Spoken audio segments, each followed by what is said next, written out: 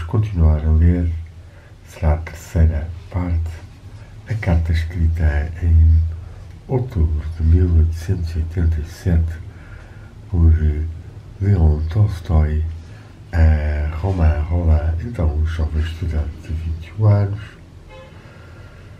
que fervorosamente se dirigiu a ele pedindo-lhe alguns conselhos, já que no Ocidente não havia senão indiferentes, céticos, diletantes e egoístas.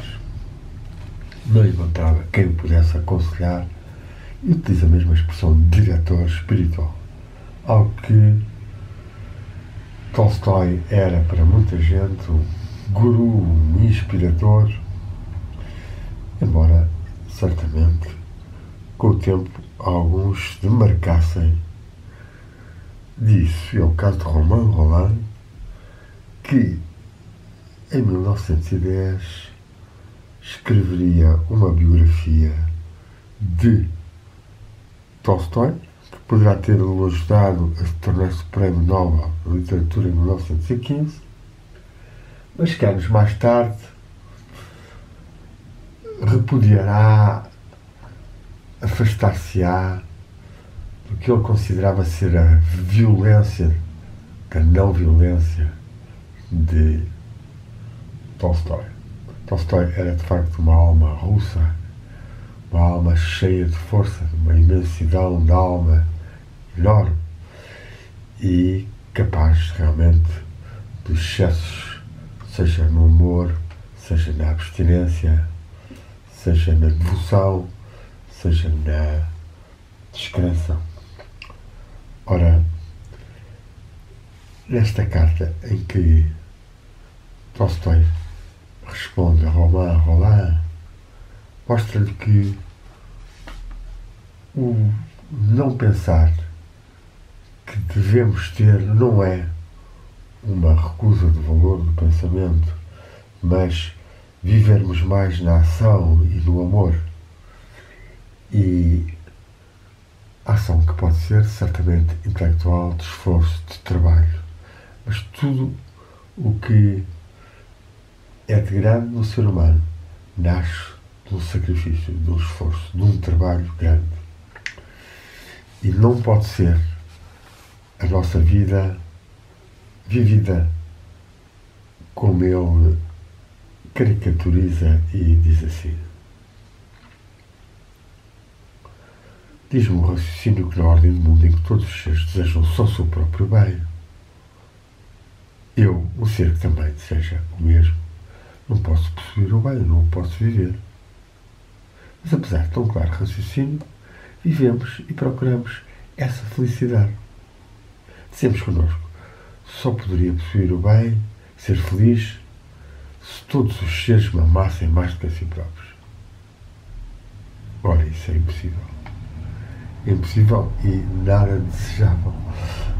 Realmente, o Tolstói tinha um certo ego de gênio, de ser famoso, de ser conhecido, e atreve-se a ter este pensamento como se fosse normal.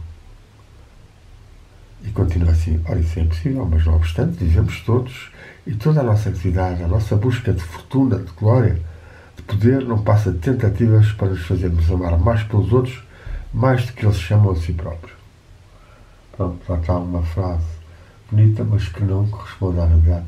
Graças a Deus, a maioria dos seres não procura que os amem a si próprios, mas procuram, quanto muito, ser amados por quem amam. Mas mesmo isso não é possível. E, portanto, o desprendimento é natural e inevitável. Devemos desprender-nos de todos os laços e, contudo, estarmos em amor e podermos comungar ao máximo no amor com quem quer que seja, que tenha mais afinidades profundas ou precise do nosso amor ou compaixão. A fortuna, a glória, o poder dão-nos as aparências desse estado de coisas, de felicidade, e ficamos como contentes, esquecendo que não se trata senão de uma aparência e não da realidade. Todos os seres chamam mais a si próprios do que a nós e a felicidade é impossível. Há pessoas, e o seu sistema aumenta dia para dia, que não podendo resolver esta dificuldade, estouram o cérebro, fabulando que a vida não passa de um lugarídio. E, no entanto, a solução do problema é mais simples e impõe-se por si próprio. Não posso ser feliz se no mundo não houver uma ordem em que todos os seres se amem mais uns aos outros do que a si próprios. O mundo seria feliz se os seres não se amassem a si próprios, mas amassem os outros. Este pensamento é fundamental, é um pensamento muito presente em Terre de Cantal, que também acabou por perder o amor individualizado e de família e ficou no amor dos amigos e no amor dos seus ideais filosóficos e espirituais. Agora, esta possibilidade de seres que não se amam tanto como se amam os outros é certamente difícil. E Antero prega em várias cartas aos seus amigos essa entrada na região da impessoalidade que nos daria a verdadeira felicidade. Mas sabemos bem que, se de facto alguns atos de sacrifício e de generosidade e de abnegação, ou os atos que fizermos, nos dão um certo contentamento, em geral, até para sobrevivermos nesta sociedade, nós temos que tratar de nós próprios e dos nossos familiares ou amigos antes de podermos amarmos mais todos os outros do que nós próprios. Ora, nosso amigo Lev Tolstói acha que isso é possível. Sou um ser humano e a razão dá-me a lei da felicidade de todos os outros seres. E devo seguir a lei da minha razão, amar mais os outros do que me amo a mim próprio. Basta que o ser humano formule este raciocínio para que a vida se apresente logo de um modo diferente. Os seres destroem-se, mas amam-se e auxiliam-se uns aos outros. A vida não assenta na destruição, mas na reciprocidade dos seres, o que, no meu coração, seduz um sentimento de amor. Desde que pude intervir a marcha do mundo, vi que é tão somente o princípio da reciprocidade que produz o progresso da humanidade. Toda a história não é senão a concepção cada vez mais clara e a aplicação deste único princípio da solidariedade de todos os seres. O raciocínio é corroborado pela experiência da história e pela experiência pessoal. Mas, além do raciocínio, o ser humano encontra a prova mais convincente da verdade deste raciocínio no seu sentimento íntimo. A maior felicidade que o ser humano possa conhecer, o estado mais livre, mais feliz, é o da abnegação e o do amor. A razão descobre no ser humano a única via da felicidade possível e o sentimento impele-o para ela. Se as ideias que tento comunicar-lhe não lhe parecem claras, não a julgue com demasiada severidade. Espero que um dia as leia expostas de maneira mais clara e precisa, apenas desejo dar-lhe uma ideia da minha maneira de ver. Leon Tolstói, 1887, 24 ou não, 4 de outubro. Pois está terminada a leitura desta interessante e valiosa carta, e como Falámos de Antero e, de facto, Antero foi o mestre de Jaime de Magalhães Lima, e foi o português que partiu para a Santa Rússia em busca de Tolstói e com ele se encontrou, levando até um livro e assinado por Antero, dedicado para Tolstói, que apreciou, que deu resposta, como se pode ver nos seus diários. E já Magalhães Lima escreveram uma carta, sensivelmente nesta mesma data, já que foi mais concretamente, em 28 de maio de 89. Tinham-se passado 2 anos sobre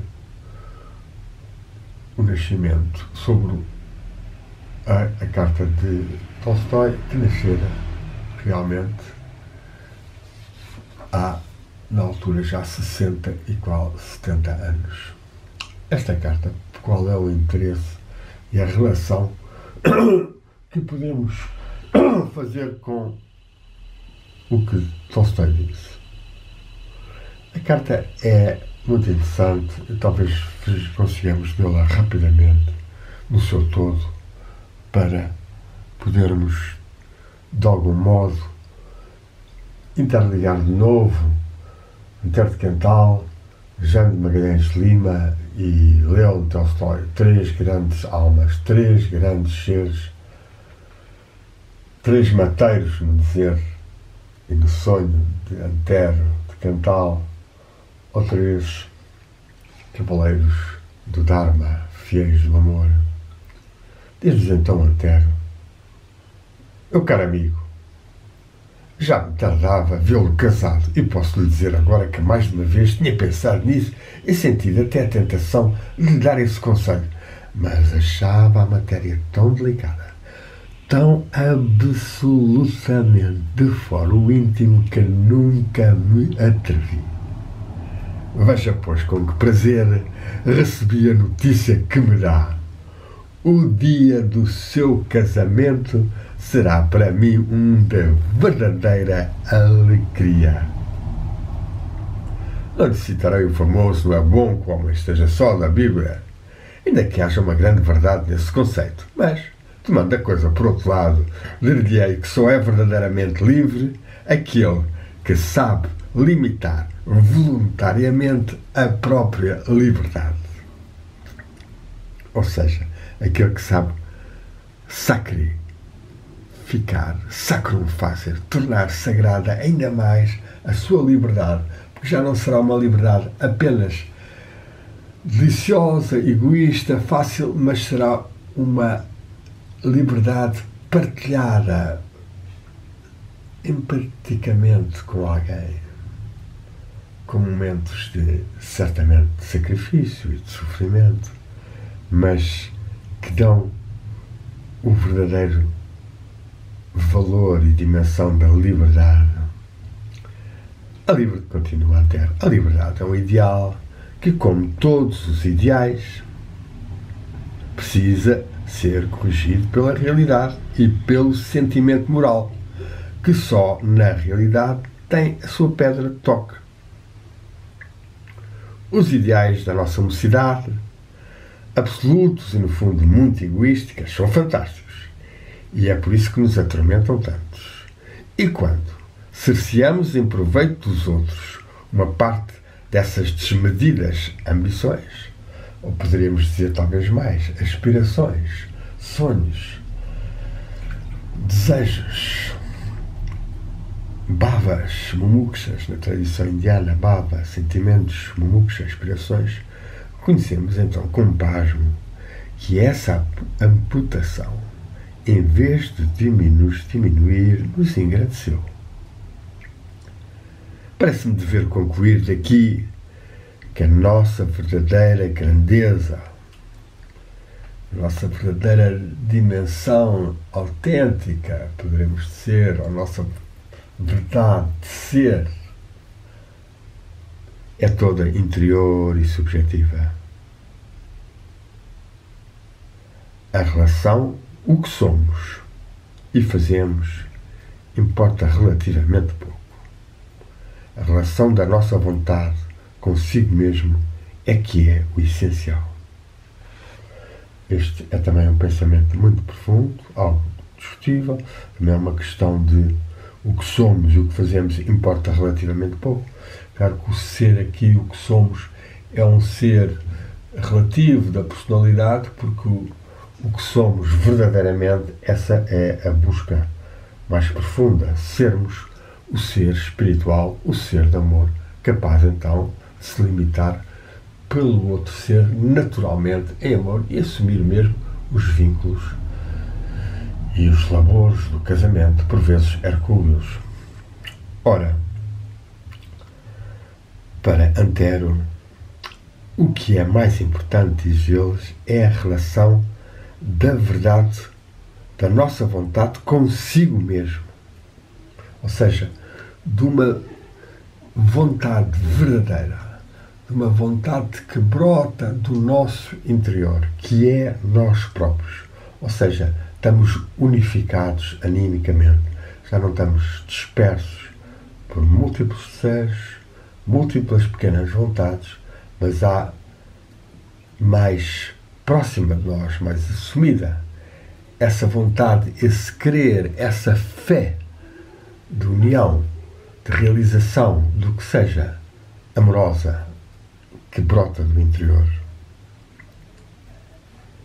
E continua Antero, chegados a um certo estado de espírito, não de ceticismo ou de abatimento, mas de verdadeira compreensão da nossa natureza e do nosso fim, entre parênteses, escreveu em latim, Regnum meum non est hoc mundo. O meu reino não é deste mundo. Numa das frases de Jesus, que nos lembra que a realização espiritual e o estado de amor são mais interiores e que constantemente não são encontrados no mundo exterior, tão dilacerado pelos egoísmos, pelas perversões, pelas ambições, pelas ganâncias, pela mentira, pela falsidade, pelos conflitos, que então aquelas imensas ambições da mocidade fazem-nos sorrir. Isto é muito interessante, no aspecto que Antero foi interiorizando este mantra de Jesus, o meu reino é deste mundo. Outros seres podem interiorizar com mantra ou com oração, Fiat voluntas tua, hoc in cielo et in terra, faça-se a tua vontade, assim na terra como no céu. Ora, aqui, Antero dá aspecto que o meu reino não é deste mundo. Ter esta consciência faz-nos sorrir das nossas ilusões, ideais que não se podem realizar face à realidade, que se torna a prova de toque da moral e da ética e dos sonhos. Há uns que podem ser realizados, outros não podem. O que interessa é, de facto, a sinceridade e a conformidade da verdade interna expressa como vontade, como querer, como amor, em fluidez natural com os outros seres e com o universo.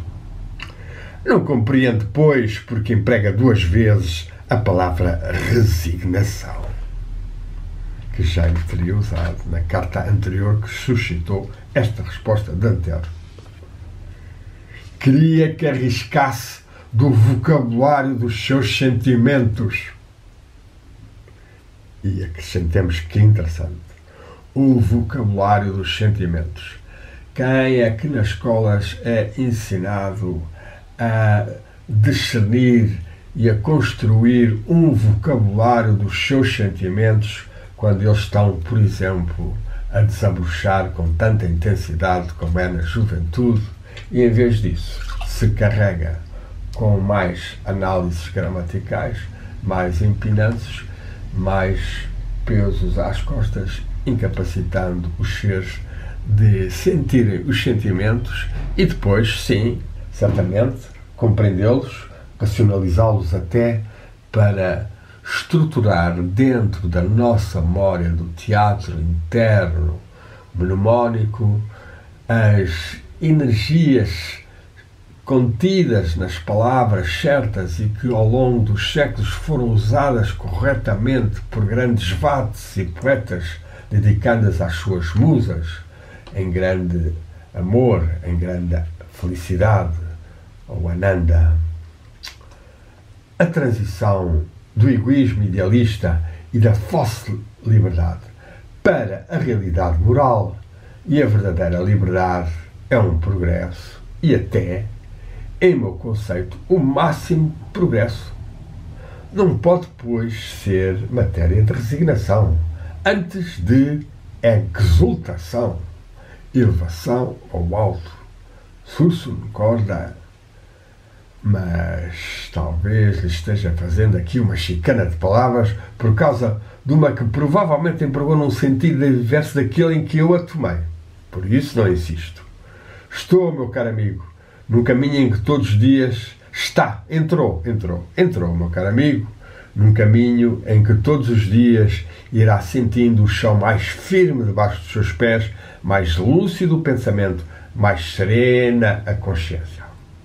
Aqui está mais contributo do Antero para uma estruturação vocabular do casamento, da união e dos sentimentos que podemos sentir e que devem gerar estes níveis que ele expressou, sentindo o chão mais firme dos pés, mais lúcido o pensamento e mais serena a consciência.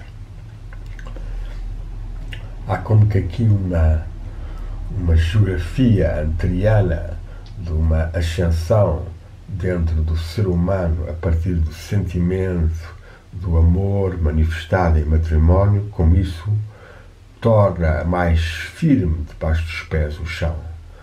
Faz com que nós caminhemos com mais consciência e até dentro da linha que eu já senti e afirmei algumas vezes, mil olhos nos pés, caminhar. Por mim mais sentida nas minhas subidas às montanhas, seja Portuguesas, Jerez, Serra da Estrela, Marão, ou as mais distantes da Índia, Arunachala, ou Fuji, do Japão, e outras. Depois, mais lúcido o pensamento, mais luminoso, mais omniabrangente perante uma determinada situação. O contrário da predominante seguidice da narrativa oficial, como nós observamos tanto no Ocidente, em que as pessoas estão, de certa forma, vidradas, zombificadas pela televisão e pelos médias e pelo que as forças da sombra que tentam